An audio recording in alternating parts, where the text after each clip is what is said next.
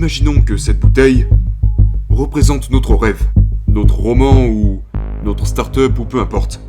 Et que maintenant nous posions cette bouteille au soleil, sur le sol ou sur quelque chose de plat. Immédiatement, une ombre va se créer. La bouteille est le rêve. L'ombre est la résistance. Maintenant, l'ombre est exactement proportionnelle au rêve. De telle sorte que, si vous avez un grand rêve, ce rêve aura une grande ombre. En d'autres termes, si vous ressentez, après, ce n'est que ma propre façon de voir les choses, plus je ressens de la résistance devant quelque chose, plus je peux être certain qu'il y a un grand rêve derrière cela, et donc que je dois le faire.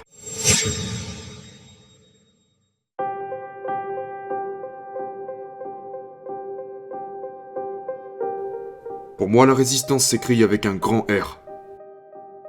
La résistance est cette chose qui... C'est comme si nous avions une machine à écrire ou un clavier devant nous, avec un écran blanc ou une page blanche. Nous sentirons, une force qui émane de cette page. Une force négative, qui tente de vous en éloigner, d'accord ? Et donc c'est ça que j'appelle la résistance. Et c'est cette même force qui... Si nous allions acheter un vélo d'appartement ou un tapis roulant, puis que nous l'apportions à la maison et nous pensons « Ouais, on va s'entraîner ». Et soudain nous réalisons que nous trouvons toutes les excuses du monde pour ne pas monter sur ce vélo ou ce tapis. Donc, la résistance est cette force négative d'auto-sabotage qui travaille contre nous.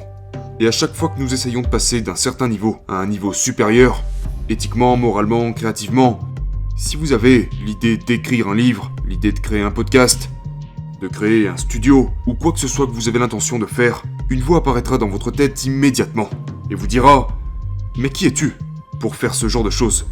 Cela a déjà été fait 1 million de fois et a déjà été bien mieux fait que ce que tu ne seras jamais en mesure de faire. Des phrases telles que « Tu es trop vieux, tu es trop jeune, tu es trop gros, trop maigre, tu n'es pas allé suffisamment à l'école ou tu es trop allé à l'école. » Et cette force négative est universelle. Et non seulement c'est universel, mais c'est aussi la même voix qui émane dans chacune de nos têtes. C'est peut-être légèrement différent d'une personne à une autre, mais c'est la même voix qui parle.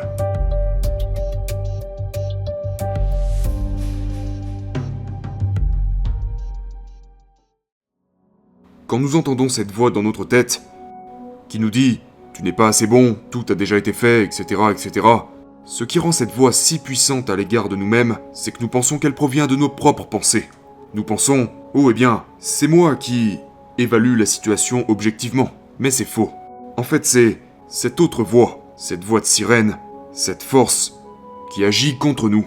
C'est un fait de la nature. Mais une fois que nous avons réalisé « Oh, c'est pas moi en fait », nous pouvons alors continuer d'avancer.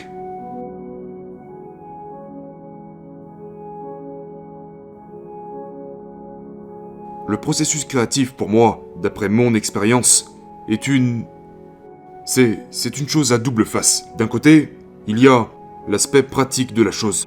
Vous devez vous présenter tous les matins. Vous devez avoir des habitudes qui renforcent ce que vous faites. Vous devez travailler tous les jours, comme un ouvrier à l'usine, vous savez. Mais de l'autre côté, une fois que vous engagez le processus, c'est vraiment comme le yoga, vous savez, où tout le concept du yoga consiste à utiliser le corps pour atteindre l'esprit. Que plus vous passez de temps à pratiquer une pose particulière, plus des choses commencent à se produire en vous. Et c'est la même chose avec l'écriture de livres, l'écriture de chansons.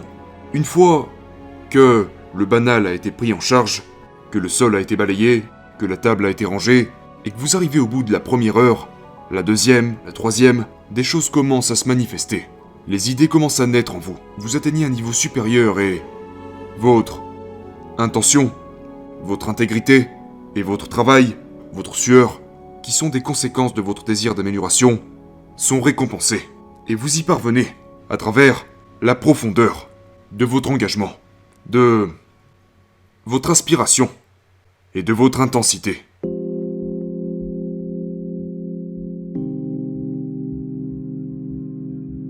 L'une des choses que je déteste à propos de cette époque aujourd'hui, l'époque d'Internet, l'époque des réseaux sociaux, c'est que c'est tellement superficiel.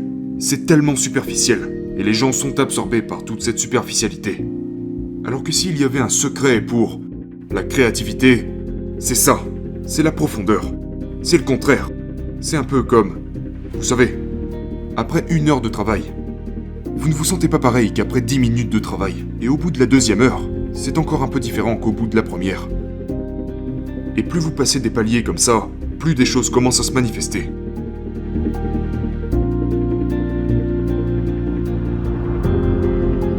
Vous savez, j'ai toujours dit que si la résistance est une force réelle, et qu'elle l'est, qu'elle existe, j'ai toujours dit, si vous voulez gagner $1 milliard, eh bien inventez quelque chose qui permettra aux gens de céder à leur résistance. Et Internet, les réseaux sociaux, voilà, ils l'ont inventé. Toutes ces choses, toutes ces distractions qui sont mises en face de nous, tout ce divertissement que l'on a à disposition, alimentent cette force existante.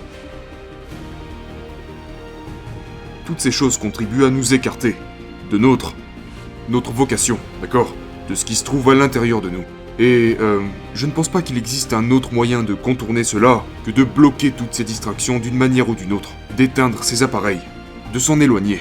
Je ne pense pas que vous puissiez traîner dans ce monde et en ressortir vainqueur, parce que c'est trop puissant. Maintenant, personnellement, je peux vous dire que j'ai passé de nombreuses années dans ce monde, dans ma propre tête, à perdre mon temps. Vous savez, à entendre cette espèce de bavardage permanent. Mais jusqu'à ce que vous commenciez réellement à agir, et je suis persuadé que ça fonctionne pour tout type d'activité, une fois que vous commencez réellement, seulement là vous commencez à découvrir des choses. Je pense que nous devons en quelque sorte toucher le fond, avant de concrètement nous engager dans une quelconque tendance à la hausse.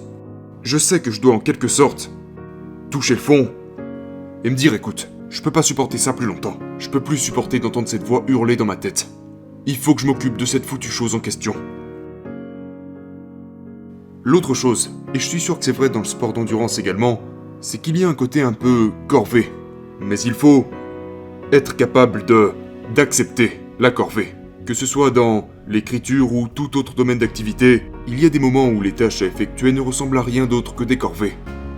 Vous savez. Mais, encore une fois, c'est aussi une sorte de vertu guerrière. Un guerrier fait ce qu'il a à faire. Il fait son travail, peu importe les circonstances. Même si ce n'est pas amusant, même si ça n'a rien de glamour.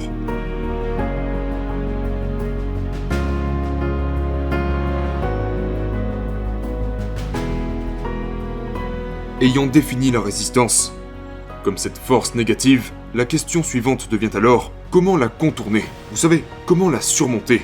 Et pour moi, ça serait cette idée de devenir un pro. Ce concept selon lequel, si je suis un amateur et que je rencontre de l'adversité, j'irai me coucher. Vous savez, parce que je ne suis pas vraiment impliqué. Je fais juste ça pour le plaisir, d'accord ? Ou si je ne suis pas d'humeur, je ne travaillerai pas aujourd'hui. Ou si j'ai des problèmes de famille ou d'argent ou peu importe, je vais juste faire sauter ma journée de travail ou mon entraînement quotidien ou quoi que ce soit. Tandis qu'un professionnel, un professionnel, se présente tous les jours. Il fait son travail tous les jours. Il va toujours chercher à progresser et il ne laisse rien ni personne le stopper. Je ne dis pas qu'un professionnel ne prend pas de jour de repos de temps en temps, mais un professionnel est tellement attaché à ce qu'il fait qu'il devient prêt à pleinement s'engager envers son activité et à se donner corps et âme pour y arriver, quelle que soit son aspiration.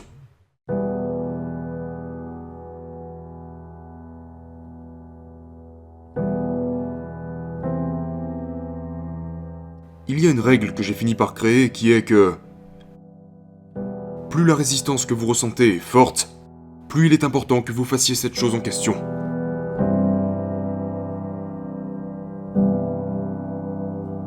Un autre mantra que j'utilise souvent, c'est que la résistance vient en second. Maintenant, imaginons que cette bouteille représente notre rêve, notre roman ou notre start-up ou peu importe. Et que maintenant nous posions cette bouteille au soleil, sur le sol ou sur quelque chose de plat. Immédiatement, une ombre va se créer. La bouteille est le rêve. L'ombre est la résistance. Maintenant, l'ombre est exactement proportionnelle au rêve. De telle sorte que, si vous avez un grand rêve, ce rêve aura une grande ombre. En d'autres termes, si vous ressentez, après, ce n'est que ma propre façon de voir les choses. Plus je ressens de la résistance devant quelque chose, plus je peux être certain qu'il y a un grand rêve derrière cela, et donc que je dois le faire. Si c'était un petit rêve, je ne ressentirais aucune résistance du tout. Donc, en d'autres termes, lorsque vous ressentez cette horrible résistance, c'est bon signe. Ça prouve qu'il y a quelque chose de l'autre côté. Et faire cette chose permettra à votre âme de se développer, comme une fleur qui déploierait ses pétales. Et je pense que nous sommes ici pour faire ça. Et, quelle que soit la douleur associée, je pense que notre mission est de passer au travers de cette douleur.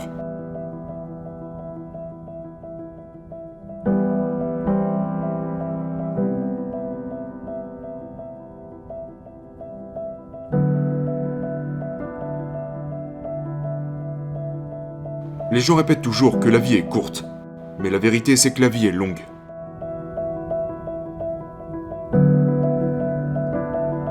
Donc ce que je dirais aux jeunes d'aujourd'hui, c'est relâchez un peu la pression, arrêtez les réseaux sociaux, arrêtez d'écouter tout le monde en permanence. Ne pensez pas qu'il existe un hack pour réussir plus rapidement.